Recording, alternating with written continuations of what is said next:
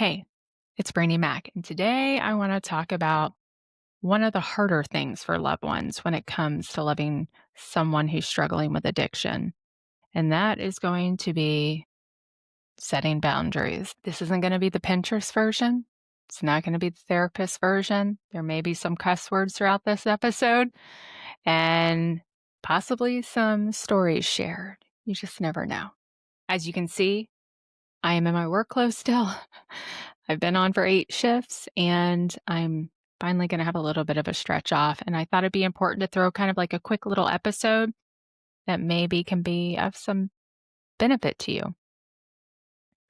Um, you know, Loving someone that's struggling with addiction, it's messy, it's painful, and you usually just feel like you're dying inside and everything is falling apart.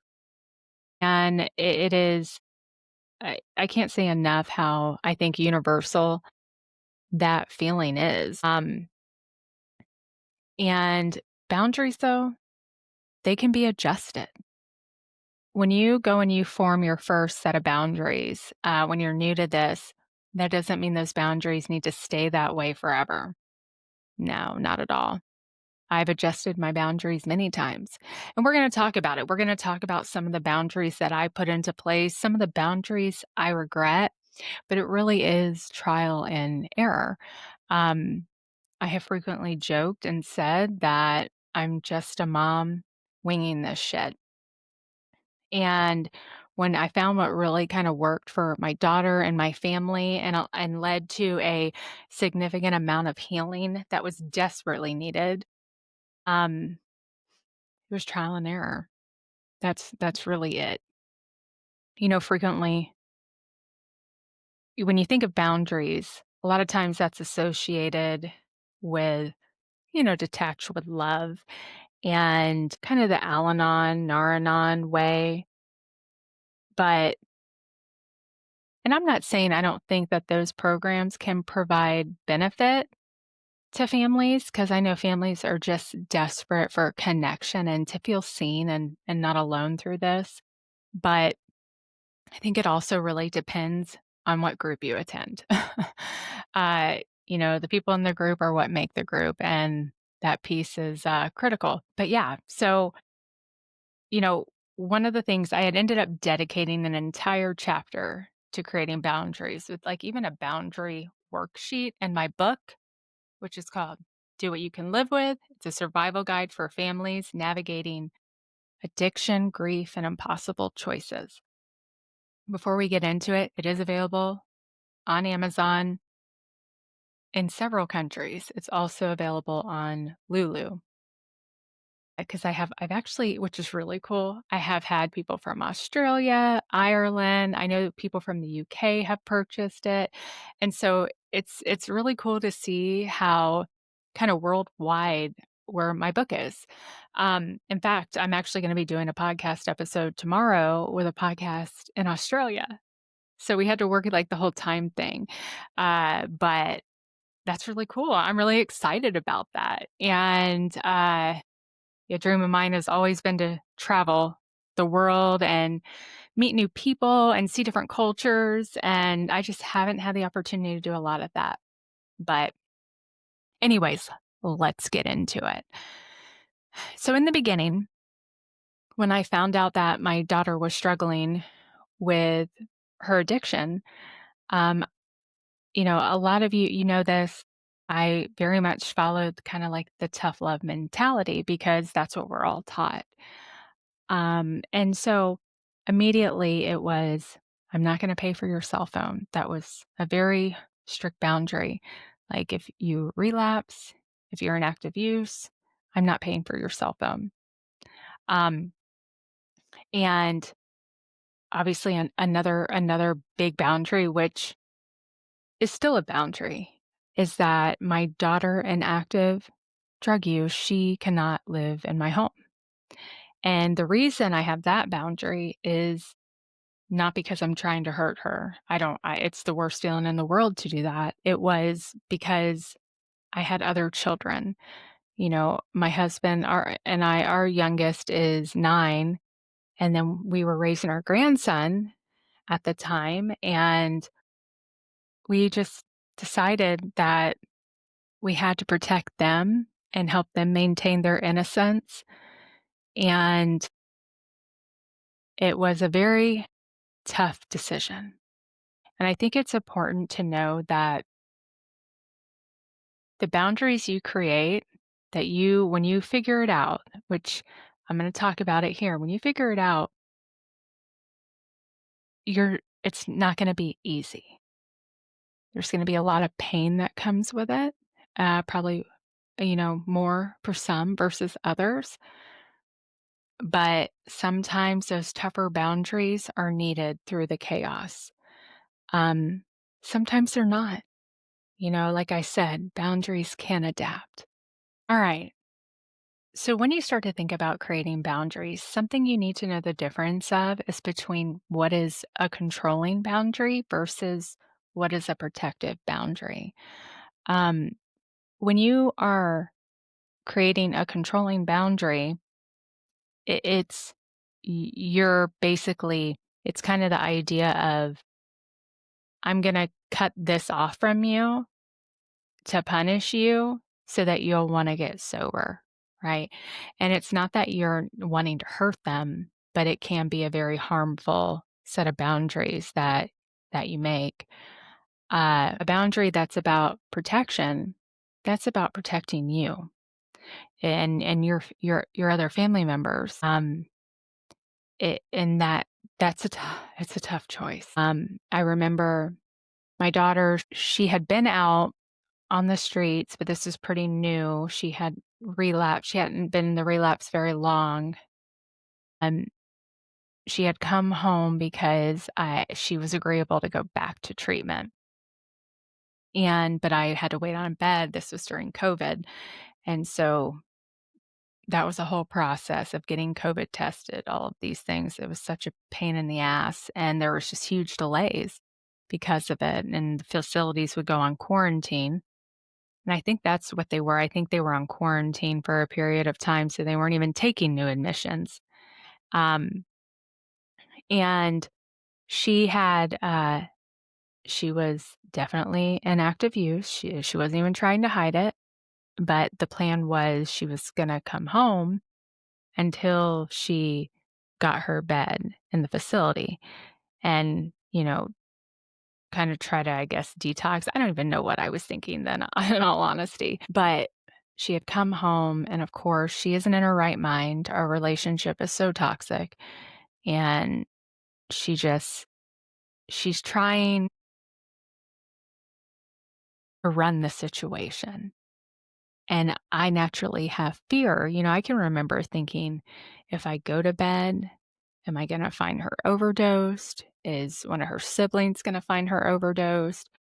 Is she gonna take off with her son in the middle of the night?" Those were a lot of fears, and we ended up, of course, I pissed her off in some way, which wasn't uncommon back then, and she threatened to leave with her son, and at this point, I think it was, like, 2 in the morning, and I told her, I said, "No, you're not gonna leave with him. You're more than welcome to leave if that's what you want, but if you try to leave with him, I'm gonna call the cops on you." And obviously, is you know, that really set her off.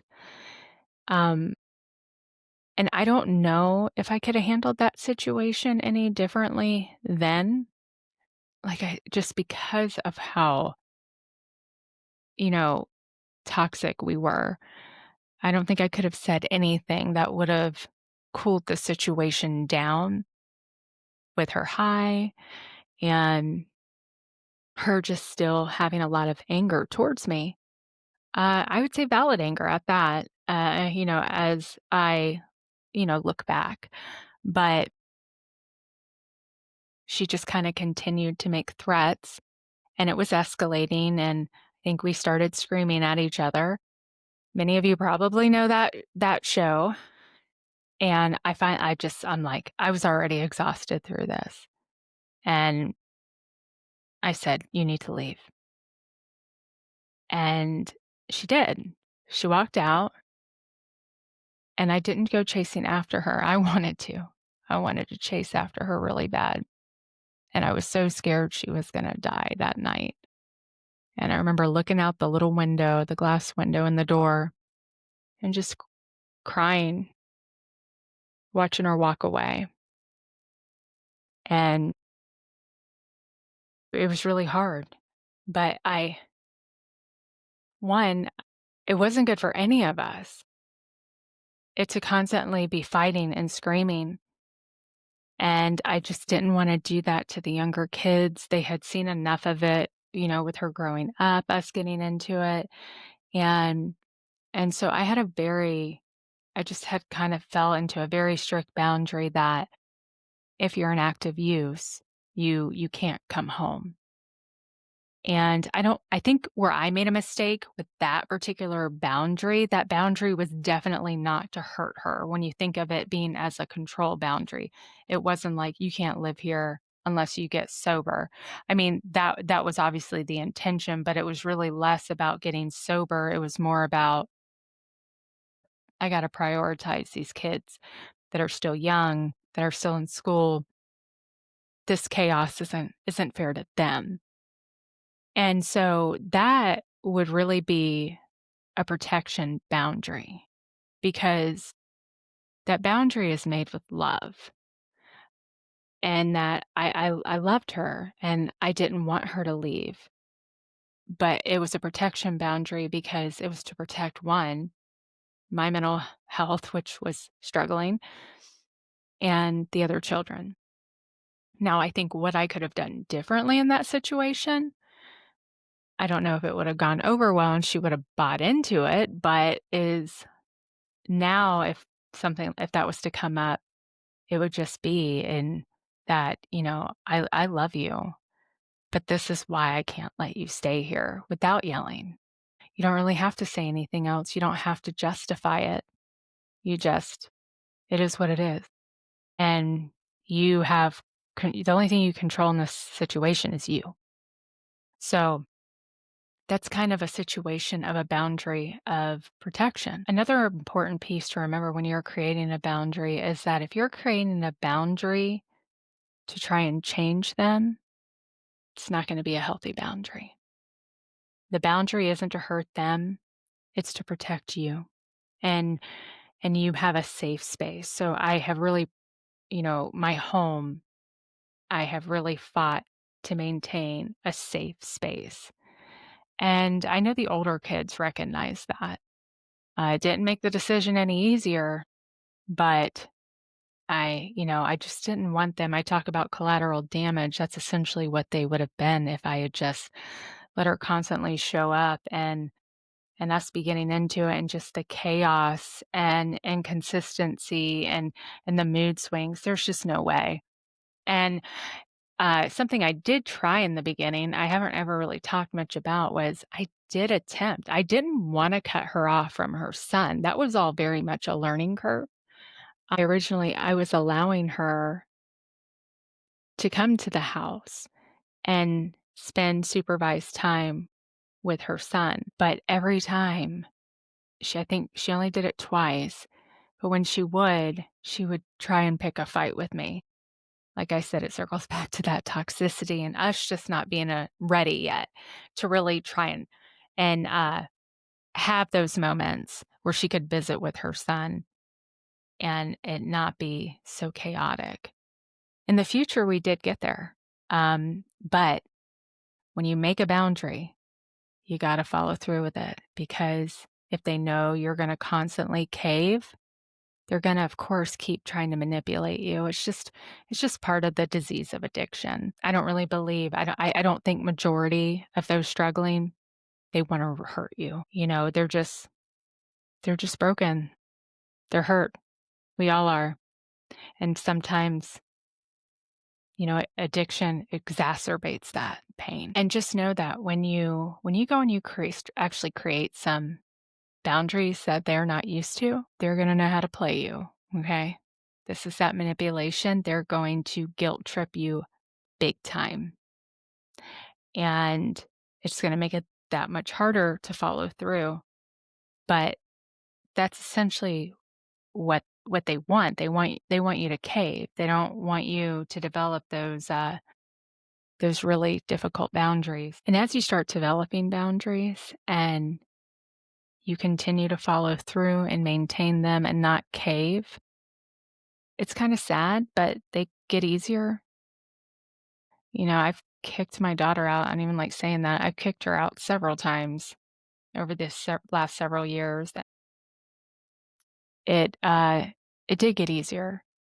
I think part of when it came to that part of having her leave the home, it got easier because and the first time I did it, I didn't think she could survive, and she proved me wrong. And so I started realizing she's pretty resilient, and that, there was, of course, the fear of getting that horrible call that none of us wanna get, but I think that it's just really depressing to even say that I got comfortable, and if you've been there and you've done this a bunch, I think you know what I'm talking about, that you sadly do get comfortable with it even though you might feel like you're dying inside. I know that's how I felt, and that was something where, like, the not being able to live in my home, that's a very hard boundary. That is still very much a boundary of mine. If you're in active addiction, you cannot live in my home. And that boundary will be maintained as long as I have children living in my home. Now, if there was ever a situation where she was in active use again and I did not have children living in my home, we would just kind of have to see. We'd have to see how it all played out and kind of go from there.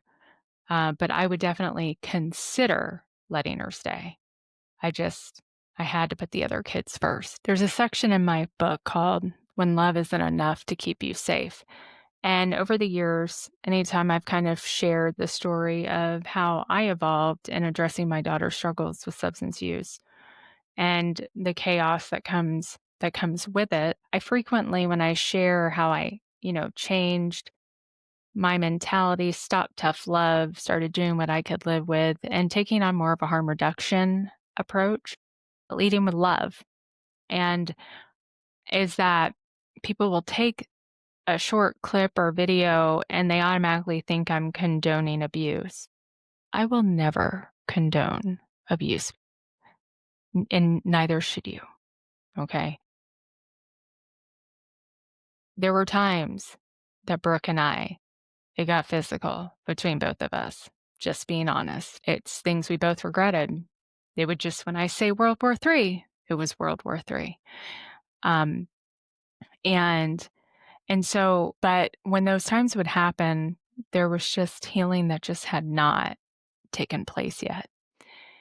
But as a loved one, you know, especially if there's a lot of healing that really needs to take place because of generational trauma or whatnot, you need to have really strict boundaries, in my opinion, when it comes to certain things.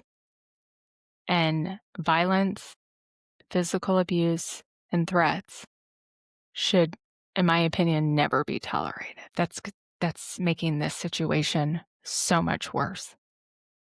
And like for me, and a lot of this is going to be what I would do in that situation is I think you can warn them. I think a warning is always good if it's a pattern, that if you do this next time, I will call the law on you. If you want to give them a warning the first time, I can understand that if you feel like you need to do that.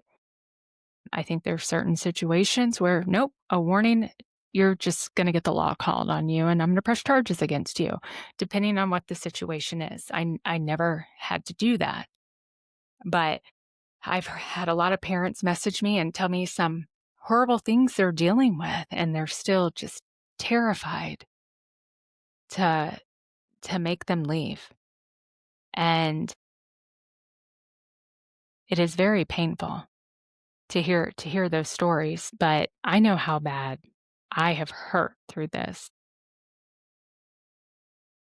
To feel like a prisoner in your own home and be abused on top of it and have things stolen from you. I think that's a common thing you hear. I was fortunate. My daughter never did that, but I also let her know that if she ever did, I would call the cops on her.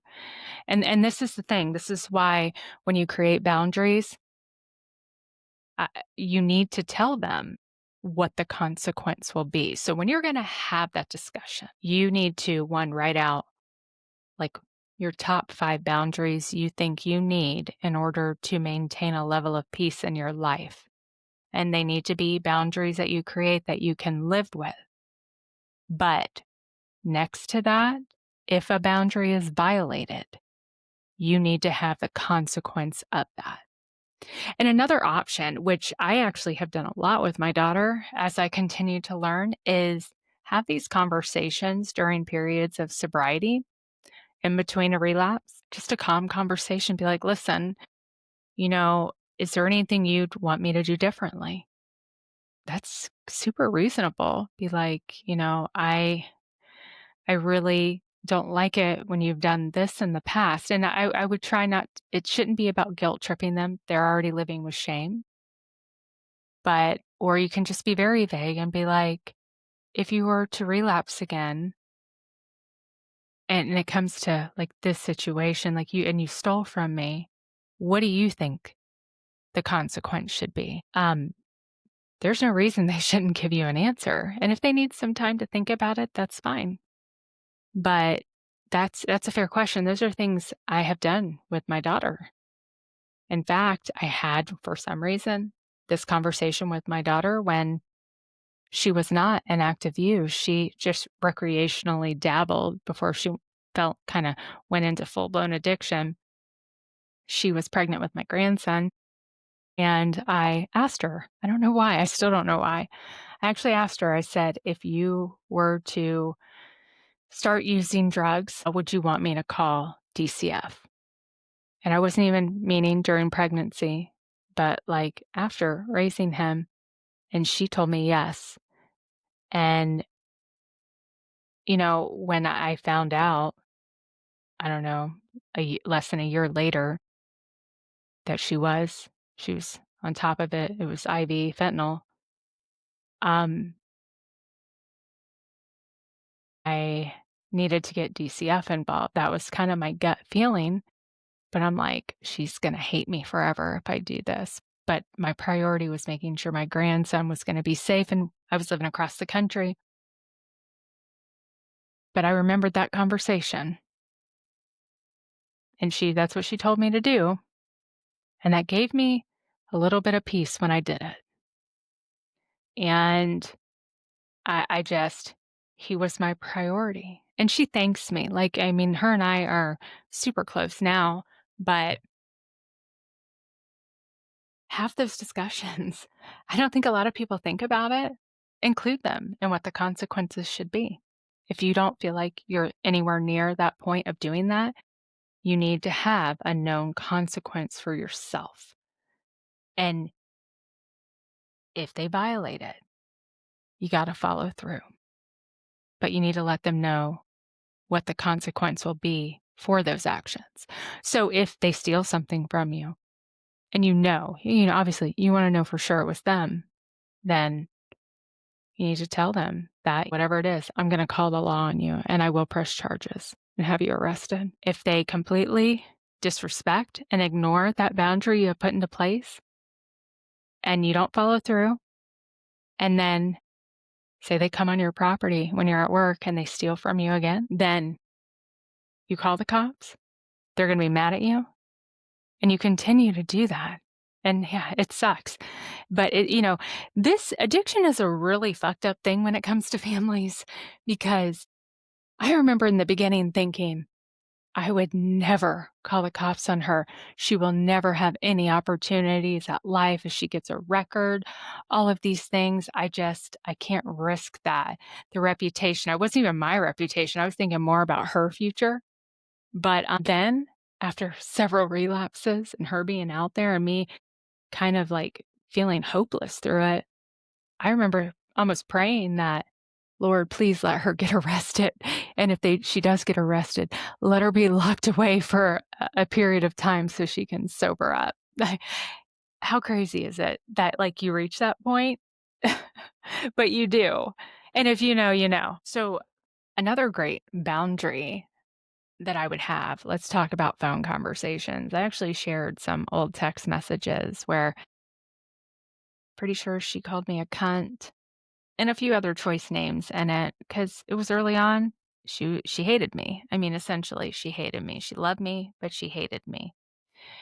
And, addiction can absolutely bring out the worst in them and us because of the pain.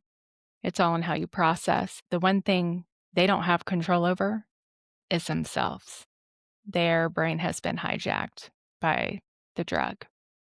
So you cannot think that they're going to be able to truly reason, especially if there's been no level of healing on either side that has taken place. It's not really possible. I don't think in the beginning. It seemed like almost every time that her and I would engage over the phone in a conversation, it turned into a screaming match and name calling and shaming. And trust me, I was just as guilty of it because I would get sucked in because of my pain and my frustration. And then I would just feel worse. That's usually what happened. If anybody felt worse, it was me. So I realized I was like, it's on. Like I'm not dealing with this. And so when she would call me and she would start attacking me, I would tell her, I would try to interrupt and I'd be like, I'm going to end this phone call. And I would hang up. And of course, she'd call right back. I'd answer and she'd start cussing me out again. And I'd be like, this is your last warning. If you continue to be disrespectful when I'm trying to have a normal conversation with you, I am going to end this call and then I'm going to block you for 24 hours. That's kind of a good example. And when she realized that I was actually going to block her because I did, and I followed through with that boundary, she really, if she needed to call me, she seemed to tone it down some, believe it or not, even in active use. I was myself kind of surprised with that. But the one thing you have control over, I can't say enough, is you.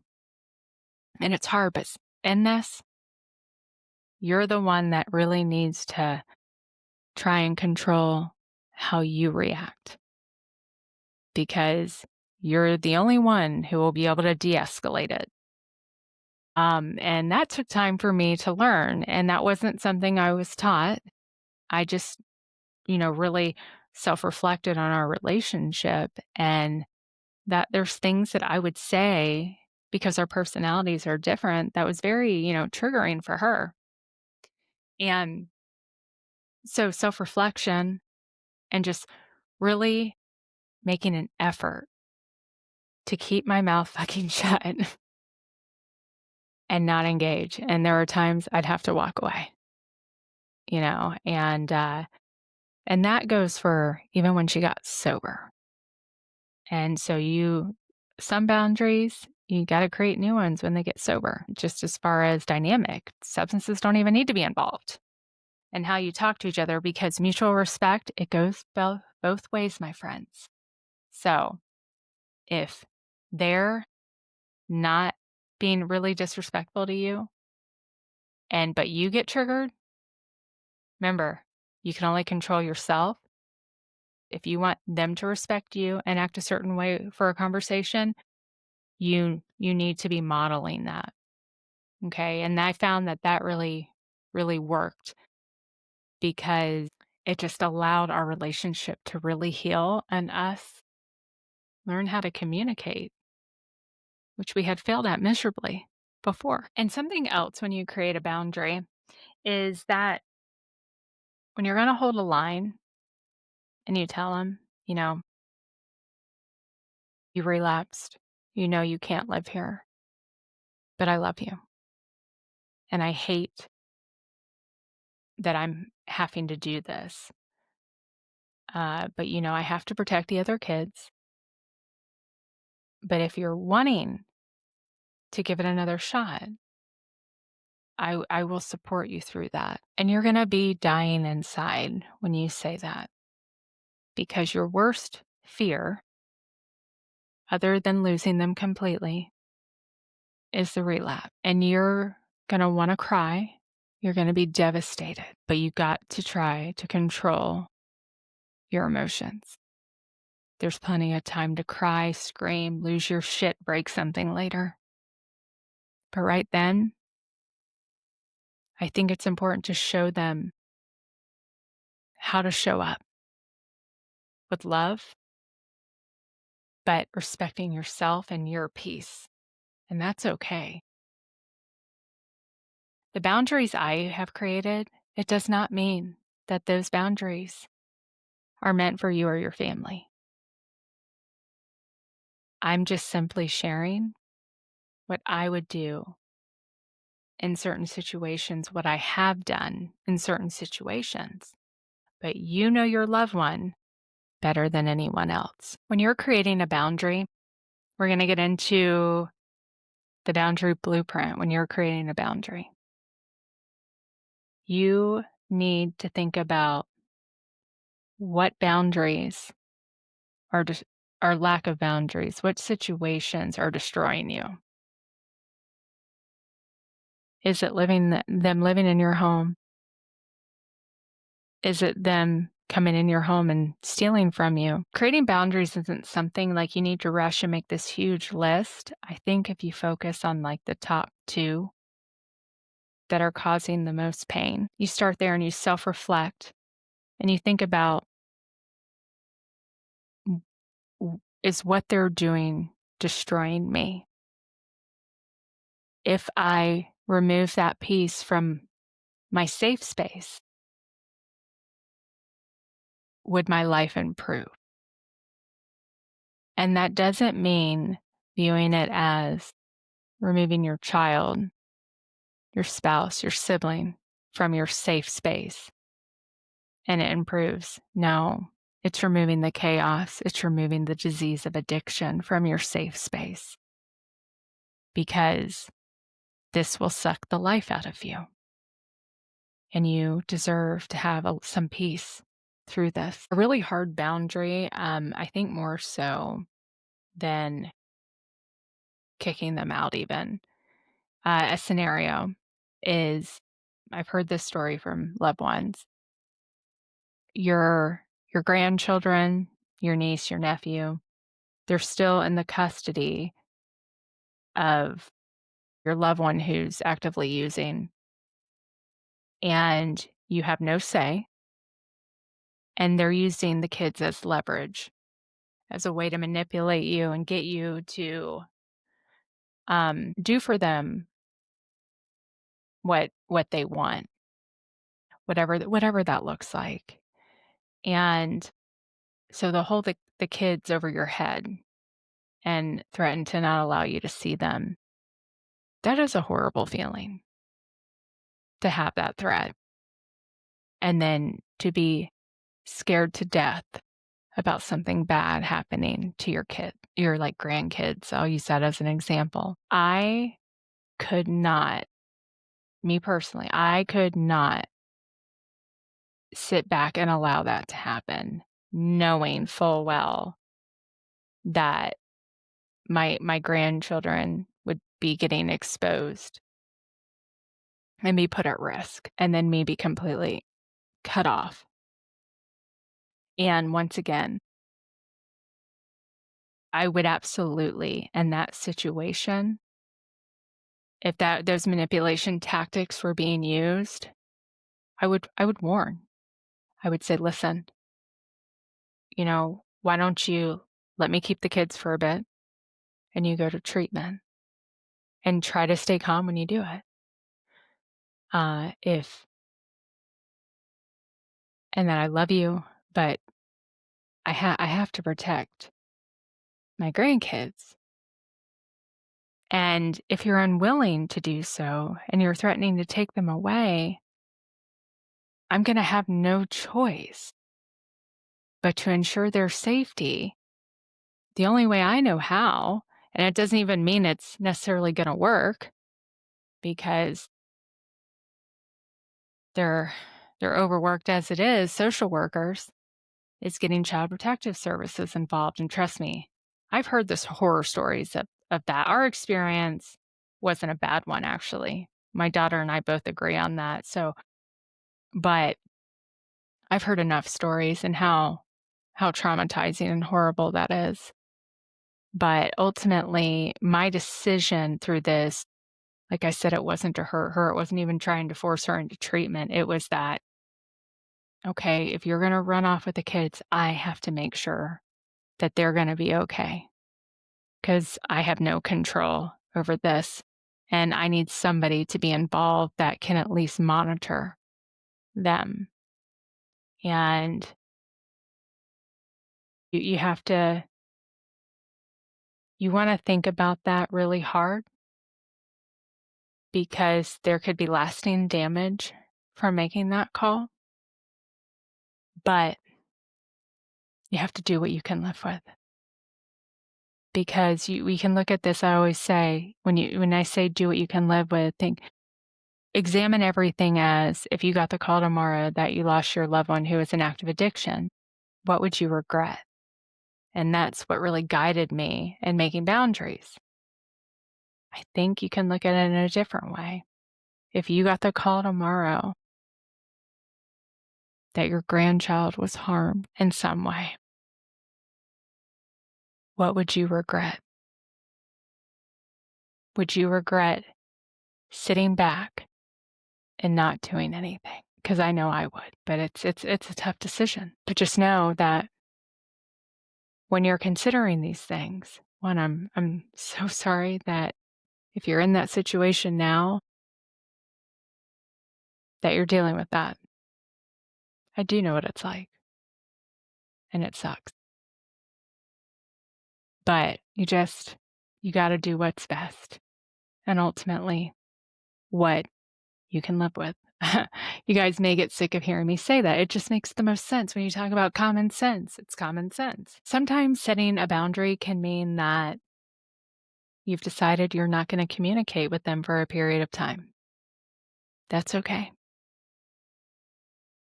If that's what you can live with and you need to step back and kind of re-examine things, just try and breathe without the constant chaos, then do that. I have done that. Um, there are other ways you can show up. If it is so chaotic and toxic to where you're potentially endangering yourself, putting yourself at risk by, say, meeting them where they are and loving them, meeting them where they are and showing compassion and love, that doesn't mean that you have to move them in the home. It doesn't mean that you have to give them money. It meeting them where they are and showing love may mean all you can do for an extended period of time because of where they are in their addiction. Sending them a text message that says, "I love you. I hope you're safe. I hope you have Narcan," or just saying, "I love you." Even if you silence it or block them afterwards, that message will go through. They'll get it. Maybe you don't want to hear the response because you're not ready, but you want to know that they feel seen and that they are loved. If you feel compelled to do that because maybe you've cut them off completely, do it. Everyone wants to be loved, even the ones who may seem like they're unredeemable. No, they're in there. My daughter's a perfect example of that. Another great way to show love, these were not my ideas. These were actually ideas other loved ones shared with me, and I was like, "Those are good ideas." They couldn't have their loved one live in their home. So, say it was winter time, a bad storm was coming, and they were worried if they were homeless, being exposed to the elements and being cold. I've heard of families who have maybe bought a motel room for the night for them to have a warm place to sleep, shower. There's nothing wrong with that. Um, some the only way thing they could do was, maybe have a meal Ubered or DoorDashed to them because you can't meet them in person, because maybe it's too painful for you, or you're just not at an area in your relationship where it's time to take it a step further and share a meal together in person or coffee. You can always have a meal delivered. Another option I've heard is, if you have a truck stop near you, a lot of those, they have, showers. Is if you don't wanna bring them home to shower, you can take them to a truck stop and pay and let them shower there. And I also think a really great thing, I did this for my daughter, was making almost like a care package of clean socks, clean underwear, baby wipes. So if they're unhoused, they have a way to clean themselves. Band-aids, because they get wounds. Antibiotic ointment, granola bars, some snack. Those are all ways to show love. And you just ultimately have to do what you're going to be okay with doing. We've just, as families, with a lot of what has been pushed out regarding tough love and, strict boundaries, let them hit rock bottom. Those who really push that, if you haven't loved someone through addiction, especially a child, then you have no idea the pain that goes with those decisions to do that. I felt sick to my stomach constantly. I couldn't sleep. And I did it all in the name of love and desperation because what we're told is that's the only way they're going to find recovery.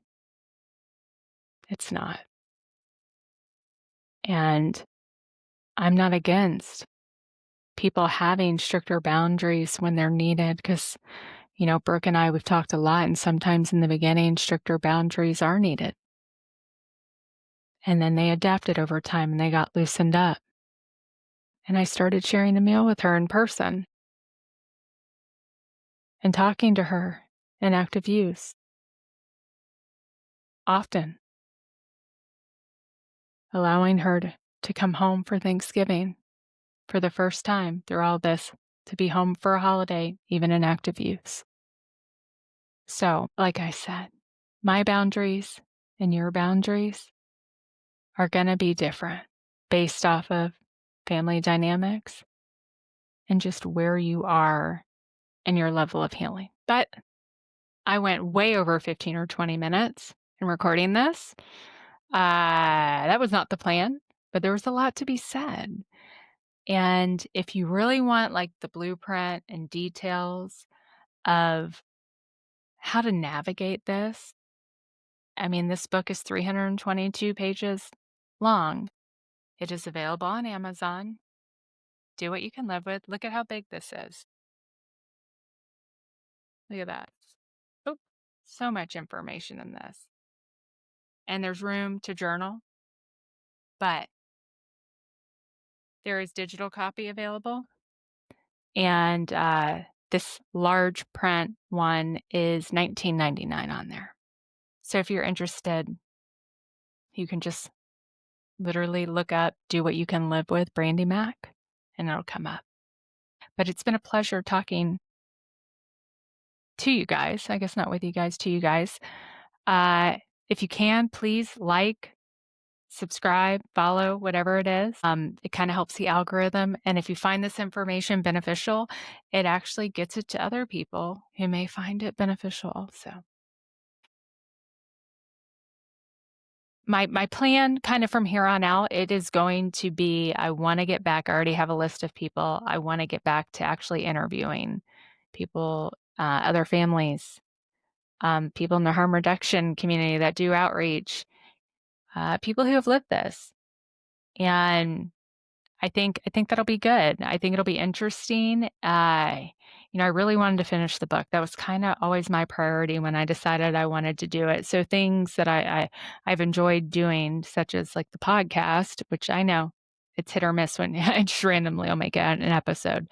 I'm wanting to really get more consistent with that. But yeah, I think Brooke and I will probably maybe do some podcast episodes together.